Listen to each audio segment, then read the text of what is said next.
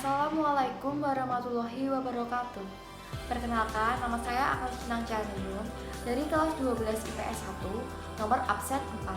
Di sini saya akan menjelaskan materi tentang respon PBB terhadap proklamasi kemerdekaan Indonesia dan respon negara-negara di dunia terhadap proklamasi kemerdekaan Indonesia, khususnya negara Palestina dan juga Vatikan.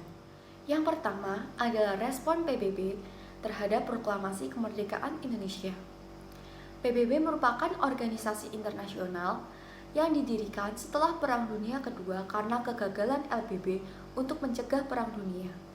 Pada tanggal 24 Oktober 1945 yang diprakarsai oleh Franklin D. Roosevelt. Indonesia merupakan anggota ke-60 yang bergabung pada tanggal 28 September 1950. Namun, pada tanggal 7 Januari 1965, Indonesia mengundurkan diri dan kembali bergabung bersama PBB pada tanggal 28 September 1966. Tujuan dibentuknya PBB antara lain, yang pertama, memelihara perdamaian dan keamanan internasional, mengembangkan hubungan-hubungan persaudaraan antara bangsa-bangsa, dan menciptakan kerjasama untuk memecahkan masalah-masalah internasional dalam bidang sosial, ekonomi, budaya, dan hak asasi manusia. Mengapa PBB memberikan dukungan kepada Indonesia?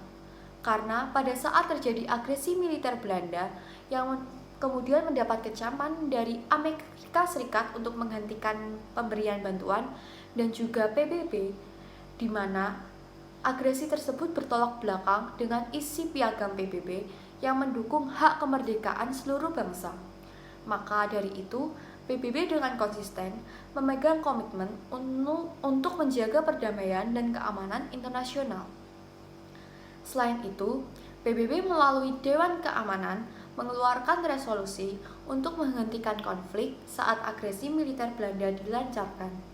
Dan yang terakhir, PBB turut memfasilitasi perundingan supaya terciptanya kesepakatan damai antara Indonesia dan juga Belanda.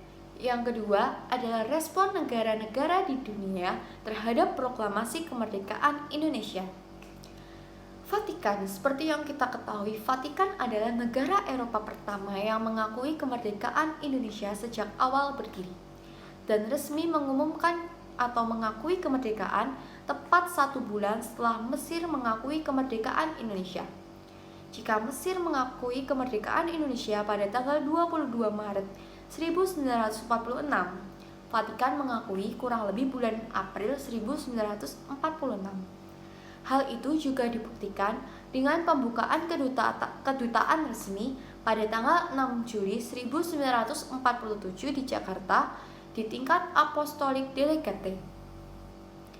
Terlepas dari kontras latar belakang mayoritas kedua negara, Indonesia dan Vatikan berdiri atas landasan dan falsafah yang sama, yakni anti-ateisme dan juga mendukung perdamaian dunia, kerukunan antar umat beragama, serta kesejahteraan dan keadilan sosial bagi seluruh manusia. Vatikan memandang prinsip Indonesia yang menjunjung tinggi kebebasan beragama merupakan landasan dasar yang positif bagi kehidupan beragama dan bernegara. Menindaklanjuti dukungan awal tersebut, hubungan diplomatik resmi antara Indonesia dan Vatikan pun dijalin sejak 25 Mei 1950 dan terus berkembang, melahirkan saling pengertian yang baik. Dan juga Paus Fransiskus sering mengunjungi Indonesia dan bertemu dengan Presiden Indonesia. Kesamaan prinsip dan falsafah tersebut membuat Indonesia dan Vatikan menjalin diplomasi hingga saat ini dan menjalin hubungan yang baik antara satu sama lain. Yang terakhir adalah Palestina. Palestina adalah negara yang secara terbuka mengakui kemerdekaan Indonesia bahkan sebelum Indonesia mengumumkan kemerdekaannya.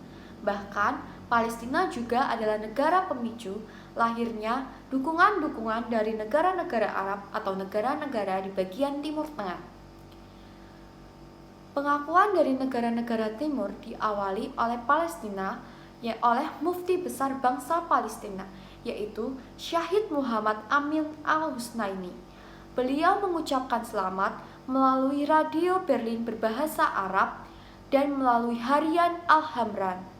Pengakuan tersebut dilakukan secara de facto pada tahun 1944 atau pada tanggal 6 September 1944. Bertepatan dengan dikeluarkan janji manis untuk memberikan kemerdekaan Indonesia oleh Perdana Menteri Jepang, Jenderal Kunaiki Koiso. Mufti Besar Palestina, Syahid Muhammad Amin Al-Husnaini, merupakan tokoh yang mewakili Palestina dalam memberikan pengakuan kemerdekaan Indonesia dengan menyebarluaskan berita kemerdekaan tersebut ke seluruh dunia. Pengakuan kemerdekaan dari Palestina diikuti oleh Muhammad Abdul Munin, Konsul Jenderal Mesir di Mumbai, India yang mewakili Mesir dengan melakukan kunjungan ke ibu kota negara Republik Indonesia yang waktu itu bertepatan di daerah istimewa Yogyakarta pada tanggal 1947. Nah, sekian materi yang saya sampaikan terhadap respon PBB dan juga respon negara-negara, khususnya negara Vatikan dan Palestina, terhadap proklamasi kemerdekaan Indonesia. Sekian, terima kasih. Bila ada salah, saya mohon maaf. Wassalamualaikum warahmatullahi wabarakatuh.